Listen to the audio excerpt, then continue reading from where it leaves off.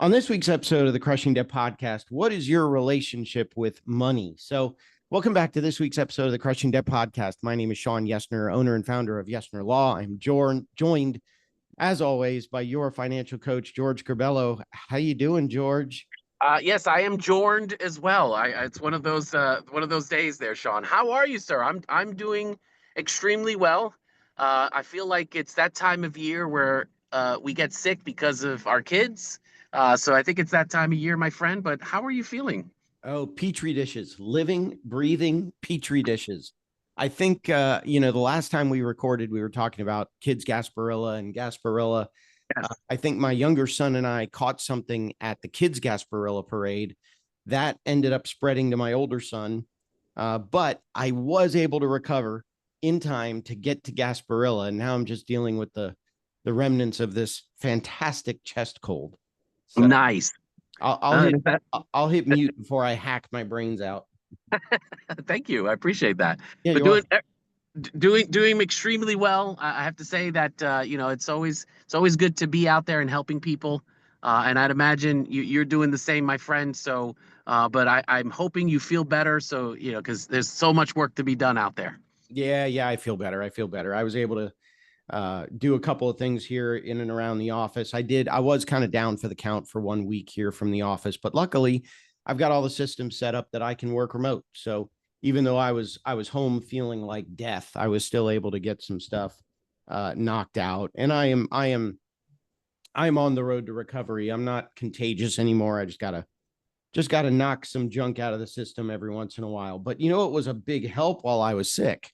Oh, please tell me. I think I know, but I think our listeners want to know. Our listeners want to know, is that little green bottle of Magic Mind, because it did actually help me when all I wanted to do was sleep and sleep off whatever it was that this bug had invaded my system.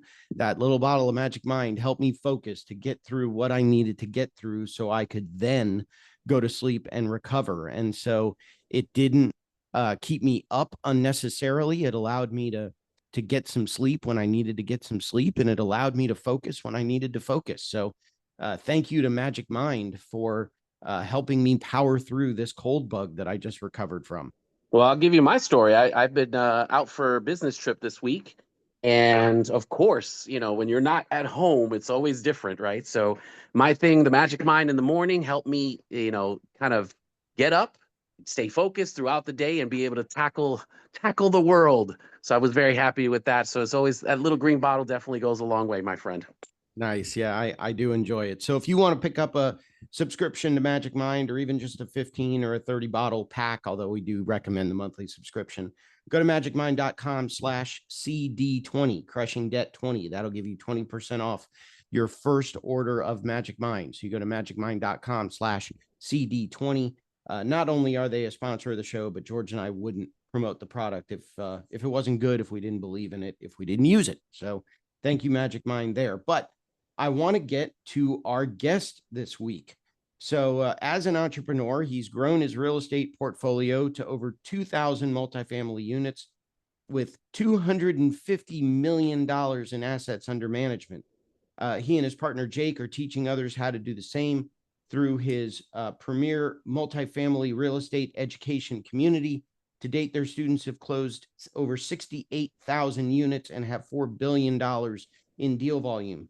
He's a best-selling author of, I think now, 4 books: Wheelbarrow Profits, The Honeybee and Family, Food and the Friars, and his newest book, Happy Money, Happy Family, Happy Legacy. He currently resides here in Florida in St. Augustine. I love St. Augustine. I've been there once or twice on So do I. he lives in St. Augustine with his beautiful wife, Julia. There's 6 children. Welcome, Gino Barbaro. Welcome, Gino. Fellas, how are we doing this morning? Good. How is St. Augustine? Let me tell you, I was like George. I was an economic deserter of New York. as we shall say. And not only economic, but political as well. I mean, you come down to Florida, you have a little bit of freedom down here. You can actually go out, you can enjoy yourself. Second Amendment rights down here, the weather, the people are much nicer. You actually walk into a Starbucks and they actually look at you and they actually ask you, how's your day going? I was shocked when I moved down here, but listen, I love it down here. St. Augustine is like honestly one of the nicest places in the country to live. I'm not telling you that to move here because we've got the Knights of Lights here. There's so many people here, but honestly, guys, it is just an amazing place to live. We went, I think it was Bobby Bowden's last game coaching for FSU. We played in Jacksonville. Well, the bowl game was in Jacksonville. So my wife and I think we were engaged at the time. I don't think we were married yet. We went to Jacksonville for the football game, for the bowl game. And then on the way back, we stopped and stayed at a bed and breakfast. Before Airbnbs existed. We were at a B&B in St. Augustine, but it was amazing. We went walking the town. We went over to the Fountain of Youth, and so we were able to sip from the Fountain of Youth. We went to the lighthouse. We went all the way to the top of the lighthouse. If you've never been to St. Augustine, an amazing vacation, going over, visiting the fort, all of that stuff over there. I love St. Augustine. So when are you coming back? I need to get back there. I know. I don't know that the fort really has changed very much in the last however many decades. I'll make my first trip then, because you guys are selling it like champs here. So I'm gonna have to do the first trip in the spring to St. Augustine then. Love it. It's really it is really fun, and I actually did. They do let you drink from the Fountain of Youth in St. Augustine. Well, there you go. There you go. That's how I keep my youth. Is that how you look rough around the edges? My youthful appearance here. Pre-recording, we were talking, Gino, about the different money personas and what's your relationship with money. So I think why don't we just kind of jump right in there? What are the different money personas? Shawn, I've been coaching people for over a decade, and our students have been some phenomenal results. Like I said, the student count is over 80,000 units. But then I always ask myself, why is Shawn doing so well and yet George can't close a deal? What's going on? They've got the same skill set. They've got the same intelligence. They've got the same net worth. But Shawn's doing really... I think I'm more intelligent than George. Well, George is better looking. So, okay. There you go. But to be honest, like I always wondered that. And, when I became a life coach, I understood and starting to understand human psychology. I started understanding the 4 happy chemicals of dopamine, endorphins, oxytocin, serotonin, and what that does to a person when they're just making decisions about money. So you talk about the money personas. The 5 money personas, I want everyone listening to this to go back into their childhood and go back to when you're 10, 11, 12, 13, 15 years old and try to think about what you heard about money.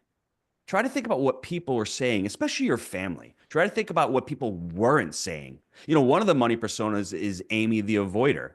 Are you listening to this and when you get a bill or you look at your bank statement, you wait till the end of the month to pay it, or you don't even want to avoid it? Well, is that what your family was doing? Is that what you were taught back then? And now today it's coming to your current lifestyle today, and you don't even know, you're not even aware of it. You have Steve the Saver. I was an amazing saver growing up. My parents were both immigrants from Italy. It was always saving for a rainy day. Hey, back in Italy in the 50s and 60s, you grow your crops. You better save them because come springtime, if you don't got any food, you're going to die of starvation. So everything is always about saving. So I was the saver persona. You have, George the Gambler. Are you the type of person that gets money in and every time money comes in, you've got to go buy the next new deal. You got to go buy crypto. Then it's self-storage. You're jumping around, right? Then you have Ivan the Investor. Are you the investor persona like I've adopted right now? And you're not one or the other. You may be a blend of all of these 5 different personas, but I would say traditionally you tend to be more stronger in one area than the other. So Ivan the Investor is, hey, dude, I got a deal. I'm going to continue to invest my money. And I'll say another thing, Shawn. I'm not going to say one is better than the other because, hey, listen, you need to be able to save money to be able to actually invest money. But if your thought is only about saving and you can't enjoy your money, What's the sense of saving money if you can't enjoy money? And that's where I was for a lot of years. I didn't understand my relationship with money. And then when I started doing the deep dive and started understanding that I had a lot of scarcity built into my relationship with money. And once I understood that scarcity, I said, time out. Money's a result. Once I started understanding what money really is, money is just a tool. I'm making money here. The more money I make, the better I am. The more money I make, what do I do with that money? Let me start enjoying that money. So once you understand what your relationship is and what your persona is, then I think you can start saying to yourself, well, how do I become better? Or how do I increase or improve my relationship with money? Because I think all of us can have the ability to become, I guess, have a better relationship with money. Yeah. I mean, if you want to, be better with money itself, you have to better understand yourself. Yes. And a lot of times, for me, you're like money tendencies, right? You talk about who's the saver, who's the spender, right? Those are the things that we think we know ourselves and our partners, when it comes to those kind of things, but we don't realize like our past history, right? The baggage we bring into relationships truly has an influence on money decisions, what we do, how we do certain things. None of us bring bad habits to anything, right? We're all amazing and perfect, right? But I love the points you're really touching on, because we don't realize, like, you really want to be better with money. It's got to start here. It's got to start within us to kind of figure out exactly what makes us click. And George, I'll even add to that. I'm glad you made that point, because if you're in a relationship, you're getting married, you have one money persona or one type or one way you were raised, and your spouse has one. And my wife and I, we battled for years, not knowing that when we got married in 1998, she became financially free. She didn't have to worry about money ever again. And that was the bane of my existence for the next 15, 20 years of raising my family. So every time a bill came up, I'm like, $5,000 for dental work? Really? I don't want to pay that. And she's like, well, we've got the money. And when we really sat down and understood that she came from a family that really had no care for money, they didn't really understand money. And when I finally said to her, hey, Julia, I don't want to make money or save money because I just want to hoard it. I just want to become financially free. She didn't understand what financial freedom to me meant. So Right. I wasn't communicating with her. All I wanted to do was to be able to create enough passive income to have my expenses paid, so I don't have to be on that hamster wheel. I want to have hope for the future. I want to be able to save for my kids or whatever. But if I'm constantly on that hamster wheel and I don't understand and explain that to her, there's going to be constant bickering. We're not on the same page. So understanding where she came from and her understanding where I came from, we were able to create some type of plan for ourselves and going forward and saying, okay, you know what? Braces are important. Let's spend money here. Do we need to go on vacation this year? Can we save that money, or can we buy something less expensive? I think if you can start doing that with your spouse and understanding what their persona is and looking at it from their perspective, right? Seek first to understand, then to be understood. If you can do that as a spouse, I think your relationship can only get exponentially Absolutely. better. Yeah. I had whenever we talk about these types of topics, I'm always reminded I had an ex-girlfriend who, money is the root of all evil, and money doesn't make the world go round, and rah, rah, rah, rah, rah. And she really didn't have a lot of it a lot of the time. I was like, I what wonder rock is why. she living in now? Right. And it makes sense that, money's the root of all evil. Well, if I have money, I'm evil. So I need to get rid of all my money. I need to spend all my money, or money doesn't make the world go round. And I agree with that. Money doesn't make the world go round, but it makes the ride a lot more fun. Yes. The love of money is the root of all evil. Let's Right. always, that quote is always misquoted. Always misquoted. My son and I, we just did a podcast on that the other week. He's 22 years old. He's a financial coach. At the age of 22, he's invested in 9 of my deals. So I don't know many 22-year-olds that get 9K1s. So the point is, you start them out early. You become transparent with your children and with your family about your financial situation. Don't hide anything. Don't make anything a mystery. My older kids right now, monthly calls we have with our bookkeeper, because they all have their own little businesses. So it's incumbent upon me to teach them to become financial stewards, because when I'm not here any longer, I mean, God owns everything that I have, but it's my duty, it's my financial stewardship to be able to teach them so they can, receive whatever I've been able to build. They take care of it themselves. They're their own stewards, and they can pass it on to the next generation. That, I think, is what people really I don't think they focus on that a lot. I think anything that you do today is going to affect future generations. So if you're saving money and becoming a really good steward, it's only going to help the future generation. Your grandkids may never meet you, but you're affecting them today. So if you take that mindset, you're like, wow, I have the power to affect people 50 years from now that I won't never meet. You'll start becoming serious about, hey, do I have too much debt? Am I spending too much money? Am I saving for the future? Am I becoming responsible? All of a sudden, your mindset and your responsibilities and your priorities start to shift. Yeah. We just Amazing. we just went through, and I've talked about this on the show before as well. My older son just turned 13, so he just got bar mitzvahed and got a whole bunch of money in. And so I took the biggest chunk of it and put it into a CD and had to explain to him, you're not gonna be able to touch this money in 6 months, but 6 months from now, it's going to be worth X dollars more. It's making more money for you. Yes. And actually had one of my clients who is a hard money lender. And so one of my clients gave my son as his present a $500 sliver of one of his loans. And so sends him a statement every month, That's this awesome. month your $500 earned you $5 and blah, blah, blah cents. And at first I had to try to teach my son, you have a $500 sliver of a $250,000 loan. You don't have this client didn't give you $250,000.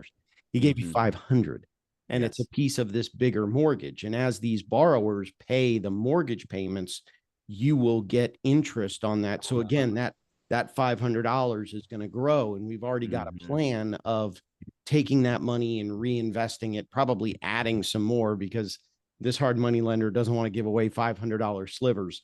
So let's add to it so that the next time when this loan pays off and renews, maybe it's $1,000 sliver, maybe it's a $1,500 sliver, and it just continues to compound and grow. And so I remember my bar mitzvah, I got 5 shares of AT&T stock, and so learning how stock increases, decreases, splits, reverse splits, throws off dividends, all that kind of stuff. I agree. I mean, I love teaching my kids about money, and especially as a bankruptcy attorney, who better to teach your kid about money? Shawn, do you mind if I share a similar story with one of my children? Sure. My son at the time, he was 15 years old, and he comes to me and he says, Dad, I want to buy an amp. I said, okay, Mike, you've got 2 amps. Do you need another amp? He goes, no, but I really want this one. This one's great. So at the time, he had $5,000 in the bank account. I'm like, how much is this amp? He's like, it's $1,500. So I'm like, okay, you want to spend 25, 30% of your net worth on something that you really don't need. Yeah, but Dad, I really need this. So as the adult, as the parent, I said, you know what? You don't need it right now. Keep the $5,000 in the bank. When a deal comes, I'll allow you to invest in one of my deals. Miraculously, deal 3 months later comes, the deal of a lifetime. He invests his $5,000. Now, that deal has been traded, refinanced, sold, bought more. That $5,000 investment now is probably, his net worth is over $1 million from that one investment 7 years later. But the great thing about it is the lessons that came from that investment. And you might be listening to this and saying, hey, I don't own real estate. I don't know how to invest. It doesn't matter. The vehicle does not matter. Put it, like you said, in an interest-bearing account. They'll see interest growing. It's important because he had skin in the game. It was his $5,000, number one. Number two, your language becomes your experience. All of a sudden, he understood what an owner draw was, cash flow, refinance, economic occupancy, physical occupancy. Every month he was asking me for the draws. And all of a sudden, what's a net worth statement? All of these learnings and lessons came out from him having skin in the game and seeing. And then all of a sudden, the lesson that I think every child should be taught is that instant gratification. The way you create wealth in life, unfortunately, is you need to delay the gratification. If you can delay your gratification, and now when he wants to go out and buy a gun, at the age of 22, he has enough cash flow coming in every month to use the money. He learned how to become a producer. So out of his production, he can consume, whereas most of us consume We never produce, and that's why we can't create wealth. So at the age of 22, he's able to do that. And now I've got another deal on deck right now. He's like, Dad, how much money do you need? I said, Mike, 50 grand would be great. Okay, I'm not buying anything for the next 3 months. Whatever cash flow I'm making, it's going to stay in the bank and put it in, because he's been conditioned to say, wow, if I delay gratification, I know a year from now, that deal is going to be printing off enough money for me to go out and buy whatever I want. And my kids now are kind of at that stage where they're thinking. So my son loves Pokemons. Ah, And so now it's all about, well, if you get the Pokemon, what are you going to do with the cards that you get? Where can we find people that you can maybe resell these on the market, yes. get them professionally graded? And now they're starting, both boys are starting to ask me, can we set up a lemonade stand outside? Can we take Yes. the pressure washer and walk around the neighborhood? And I'm like, yes, I love that. Get off of my payroll, start making your own money. I love that idea. No, and it's just funny. I've got two, 21 and 16, and we've instilled a lot of that hustle, that side hustle type to get money. Mhm. It's again, for me, it's more of, I mean, I'm growing up from New York. We had to hustle in order to try to, make ends meet. So, I never wanted that for my kids, but at the same time, I wanted them to have that drive to be Mhm. able to kind of like, hey, money's got to make money. You want, have investments for the future, save for the future, basic things. But, obviously the things that we hear a lot in society, right? It's like, how do I make ends meet? So, Gino, it's easy to kind of like, right? People are like, oh, just throw five here or 1,000 here. But the mindset that's out there right now, it's like, I just have enough to make ends meet. I got to do 2 jobs, 3 jobs. I got to do Uber at night. I got to do these kind of things itself. What are some of the messages that we have for those folks who are kind of like, I get where you're saying, but I just need to try to keep my head above water. What are some advice that you have for some folks like that? That's powerful language that you're using. I need to keep my head above water, right? Those people are drowning. Right. And I would say back once again, do a financial audit of yourself. Most of those people don't know money flowing in and money flowing Right. out. Ben Franklin basically says a small leak will sink a big ship. Whether you're making 100 grand a year, 30 grand a year, $1 million a year. I know so many people making 7 figures and they're still living paycheck to paycheck. It's Yep. not what you make, it's what you keep. And I think it can be really challenging early on, because we live in a society right now that we think we deserve everything. Everything's all right now. Whether you have a cell phone, whether you have Wi-Fi, whether you have 2 cars, whether you have a pet, there are so many expenses that you can literally cut out of your life if you want to be serious. And that's what it comes down to, your relationship. Do you think you deserve it? Ask yourself the question, do I deserve it? Am I repelling money? I really want to teach my Right. kids about happy money. I was earning unhappy money for a long time of my life, the unhappy money of working at the restaurant, doing something that I didn't like to do, but I had to do because I had to stay above water, right? That's going to lead to a lot of unhappiness. Whereas when I started pivoting into real estate and into coaching, all of a sudden I get on these podcasts, I get on calls with I love that. And I want to attract that kind of happy money. I want to attract that kind of positivity and energy. So the first thing that somebody needs to do when they're in that situation that you're at, and we've all been there. Listen, early on for Yeah. myself, same thing. That's what my parents did. We house hacked. We lived in a duplex. We rented the apartment downstairs. We lived rent free for 15 years. Now, it was a sacrifice. We don't like to hear that Yeah. word sacrifice, but early on, you need to sacrifice. And it doesn't matter how much you make. Everybody should have what I like to call not a budget, but a spending plan. Look at what money's coming in versus what money's going out. And hopefully you have more money coming in. And then, like you guys were talking about, focus on other ways for money to come in. If you have a side hustle, if you've got 2 incomes, one income hopefully should be able to pay for your expenses. The other income, start putting it on the side. And you may say to yourself, oh, it's only $20 or $30 a week. $30 a week at the end of the year, it's $1,500 saved. But not only that, the energy and you once you start focusing on something, something starts to grow. And I think starting that mindset, like my son, it was only a $5,000 investment. And as you guys know, that's not a lot of money in real estate, but exponentially with experience and with knowledge, that money will grow. And it's not only that, it's the habit that you instill in yourself, the discipline and the desire, and then the willingness to learn the skills that will make that money grow. So I wrote down, I think I got 4 of the 5 money personas: avoider, saver, gambler, investor. Yes, the What's fifth the one is fifth? spender. Spender. Sara the Spender. And spender's the most important one because I didn't like to spend money, and there's nothing wrong with spending money. You should enjoy your money. That's what it's there for. But what happens with Sara, she can say to herself, man, I'm not feeling great today. I'm going to go buy something on Amazon. She gets the dopamine hit. She buys something. 3 days later, wears off. It's a constant habit. And dopamine works in several different ways. Some people like to smoke. Some people like to gamble. Some people like to drink. Some people like to overeat. It's that awareness of when you get that desire, what's the compulsion? And for me, I'm not like that. I don't like to spend money, but I had to understand that why am I making this money? I need to enjoy it. But Sara needs to understand to herself, why am I spending? And what happens? And George's illustration of somebody barely, making it. Nowadays, it's really hard with all these subscriptions, whether it's Ring, Amazon, Disney, Netflix, Yeah. Hulu. I mean, you have hundreds of subscriptions. If you don't go through your credit card account every single month and start scrubbing them out and getting rid of them and understanding that, wow, that dopamine comes in. I just spent money. Why did I just buy this third amp? Did I really need this third amp? No, but it made me feel good in the short run. But in the long run, it's really a problem for me. So understanding that and starting to shift that and say, wow, okay, I don't need to spend this money to make myself feel happy because I know a week from now I'm not going to. I think just becoming aware of that and understanding that relationship will help a person with their money.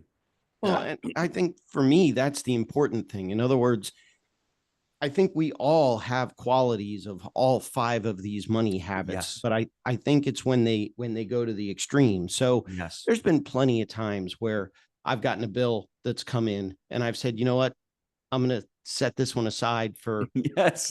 till next week. I'm going to set this Yes. one aside for, for a few days. There's been times where I've watched my bank account balance grow because every penny I get, I put in there in terms of savings. There's been times where I've said, you know what, I'm going to treat myself and I'm going to take a gamble and I'm going to buy this thing. I remember buying a set of Pokemon cards for myself, and it wasn't necessarily for the investment value of it.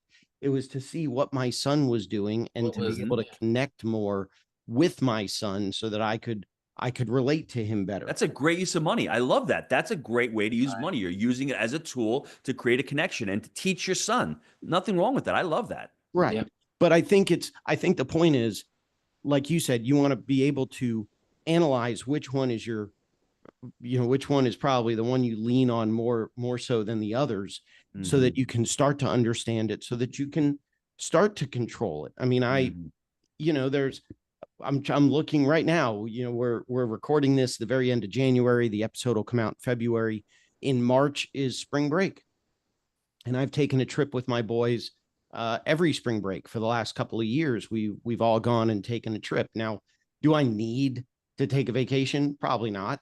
But for the bonding time and the family time, and it's just the three of us that go away, to spend that money to go on vacation, in my mind, is worth it just for the mental recharge that I That's get. happy money right there. That's what people have to need to understand. There's certain ways. Now, if you can't afford it and it's going to put you in a hole, then probably you say to yourself, but if you can afford it and it's something that's an experience and it's something that you're using to generate happy money, I think it's important. But when I talk about happy money, I want people to shift their paradigm about certain things in their lives. Let me give you an example. Electricity. When I used to get the electric bill or the bill to clean my pool, I'd be pissed. I'm like, damn, another bill. But now that I can think about it, to me, it's a happy money. It's a happy bill because I'm able to record this. Most people in the world don't have clean water. They don't have electricity. Right. So if you start appreciating things, I think all of a sudden things start to shift. And one more thing about money that I think we should really highlight. People don't, I guess, desire or achieve or receive happiness from money. I think they receive happiness, I think, from my experience, from getting autonomy over what money allows you to do. Once you have that autonomy in your life where you're able to make decisions, like you can make the decision now to go on vacation in March with your kids or not. That is what really leads to true happiness. Now, if you couldn't do that, it'd make you really unhappy. But the idea is saying that, hey, I can afford this.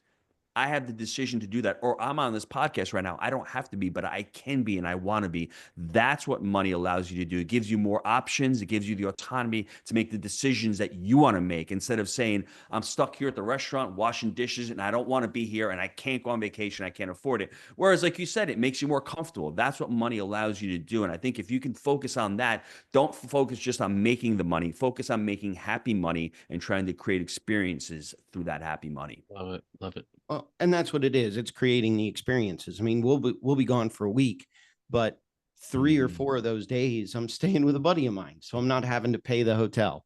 A couple of those Yes. days I'll be with family, so I probably won't have to. We're going to another family bar mitzvah at the end of the week, so there'll be times there where food will be taken care of. So it's not. I'm not taking a all expense paid 3-week European backpacking vacation.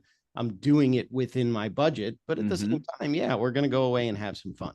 Yes. But here's the thing, I always like it if that's what you want though, is a 3-week backpack and stuff, it's a budget. It's something in my spending plan and it's a priority on how I want to spend that money. As long as it's within, within the money you make, you're not underwater and that's a choice. And for me, my wife will always take the vacation over investing more and things like that, because she goes, tomorrow's never guaranteed. And we, for her, it's so important to have that time with family. She understands the importance of investing and retirement, but for her, it's today.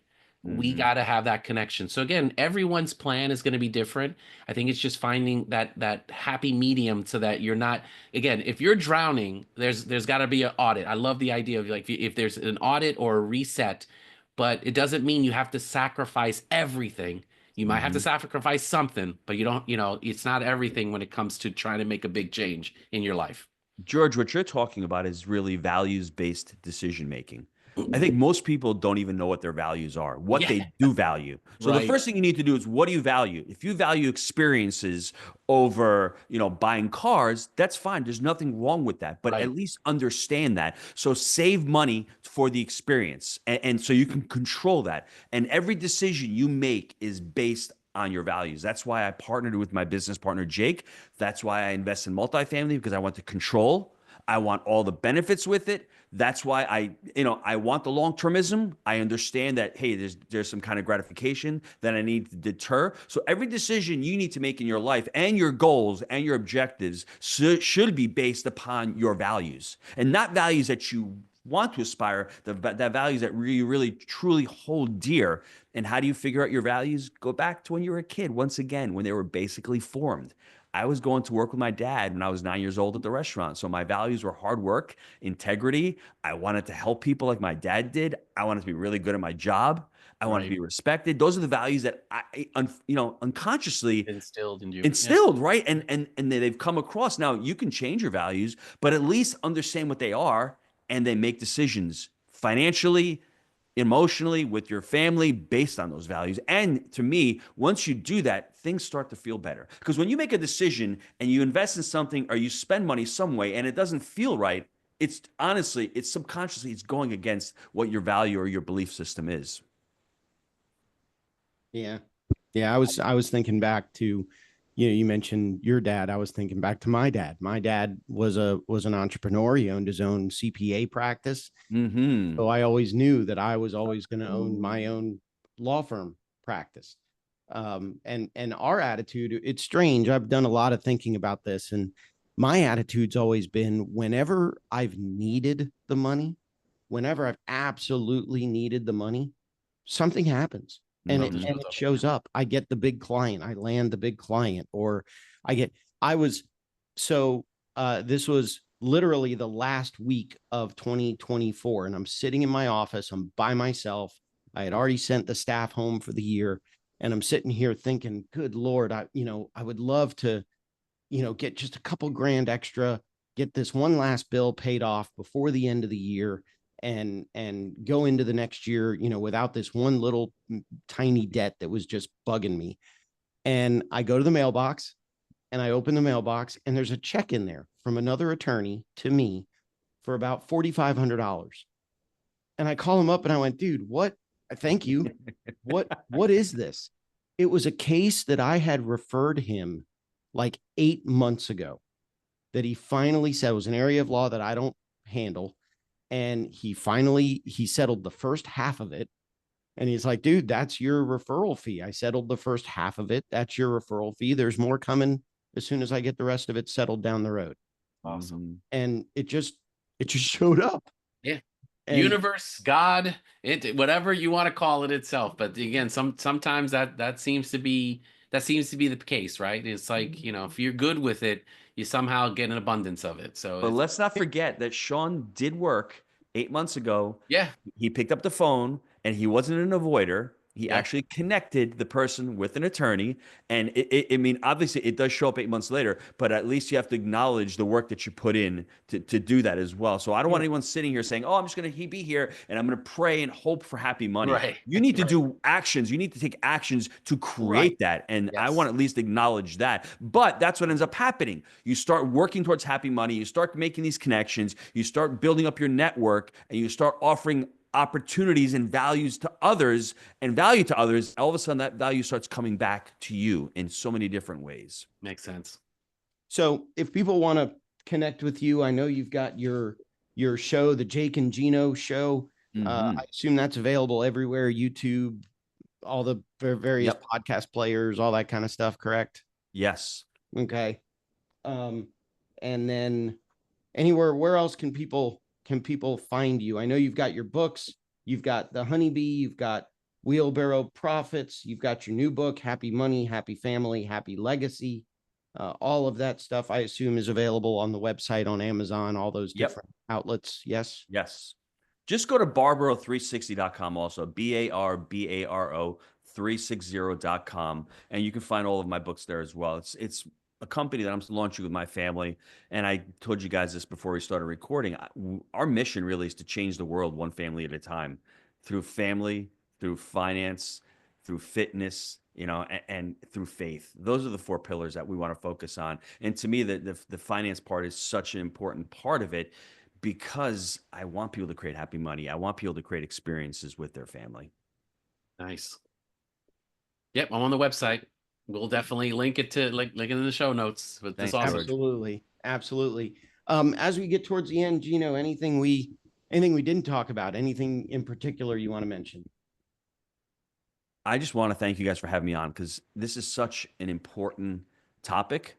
I think people need to understand that you said something, Shawn. I think a lot. I think most of us don't sit down and spend some quiet time. Take some time to reflect. As a life coach, I think we need to sit with it. I have a friend named Philip McKernan, who's an amazing life coach. And sometimes, as hard-charging entrepreneurs, as you probably both are, you want to come to the solution right away. Sometimes there is no solution. Sometimes you just need to sit with the thought and say, why am I drowning? Well, let me sit with it. It just hasn't happened overnight. It's taken 20 years for me to get to this point. What have I done? Let me sit with it. And also, have a little compassion for yourself. Because as hard-charging entrepreneurs, I'm sure both of you like to beat each other up. I mean, I love to beat myself up sometimes as well. Have a little compassion for yourself, right? Love thy neighbor as thyself. That's what the good book says. If you can't love yourself, how are you going to love your neighbor? Have a little compassion, sit with it, and then ultimately, the financial coach, reach out to George. If you're having issues, don't go it alone. All of the most amazing people on the planet, whether it's Michael Jordan, whether it's Tiger Woods, they all have coaches. Right? Success leaves clues. You don't have to go on this journey alone. Go find someone that can help you on the journey. Go find someone that's gone through and has life experience and can ask you the right questions, because ultimately you have the answer in yourself for those questions. You may be afraid to verbalize it, but you know what you want in your life because God put it inside of you. You may need George or Shawn to pull it out of you. Absolutely. Yeah. I think the thing that's had the biggest impact on me, it was a book, I think The Gap in the Gain. Oh yeah. And Dr. Benjamin Hardy. Yeah. Great book. What had a huge impact on me is we all set these goals. We all want to accomplish and achieve these goals, but you don't necessarily compare yourself to the goal. You compare yourself to where you started. So if I said, I have a goal of saving $10,000 this year, $12,000 this year, $1,000 a month, and I get to the end of the year and I've quote only saved $8,000. Well, some people would say my goal was 12. I only saved 8. I didn't hit my goal. Oh my gosh, woe is me. Rah, rah, rah. Where the gap in the gain is, well, look, you started 0 and now you're at 8. And so Yes. celebrate. Not bad. And Yes. it's those celebrating those little wins that I think has helped me out tremendously. That's Same a great here. wrap on the show. I love that. That is an excellent book, excellent analogy. A goal is not to be achieved. The idea of a goal is to become the person you need to become to be able to achieve that goal. So all of a sudden, you went from 0 to 8,000. You just became a saver. You weren't a saver. You became a saver because you saved 8 grand. Don't worry about the 12 grand. Next year, you go to 20, you may save 16. So that idea is phenomenal. I love that. Love it. Thanks Yep. for sharing that. Cool. Well, I do want to again mention our sponsor, Magic Mind. Thank you again to Magic Mind. If you want to get 20% off, it's magicmind.com/CD20, crushing debt 20. So that'll get you 20% off your first order. If you want to support me and George, if you want some of that money to just come falling out of the sky onto me and George, you can go to our Patreon page, patreon.com/crushing debt. Also, a big thank you to our longtime friend, sponsor, Sam Cohen. If you're an attorney, a title company, you need malpractice coverage, contact Sam at attorneysfirst.com. Anything else, George? No, again, it's always fun to meet someone with the like-mindedness. So I appreciate the conversation, and I hope there's a lot of nuggets that hopefully a lot of people can take away from this. And I would say definitely I'll buy the book, and I will recommend others to let's check it out and see how it can make us get that happy legacy. I love that last part of the book. So we'll see where that goes. But I appreciate you, Gino. Thanks, Yeah. guys. Yeah, thank you, Gino. I am definitely going to check out at least one or more of those books. George, I've got a book for you from one of our previous guests. So I'll Yes. give that to you next time you're here in the office. But yeah, I made a commitment to read again this year. I kind of fell off the wagon. I quote only read, I think, 6 or 8 books last year. So I want to get back on that horse and keep reading. So I definitely need to keep the library going here at the house. So absolutely, I'm going to go online, Gino, and check out at least one, probably more of your books. So thank you again. We appreciate you being a guest on this week's show. Thanks, guys. And like we say at the end of every episode, we hope that you have more money at the end of the month rather than month at the end of the money. And we will talk to you in next week's episode of the podcast.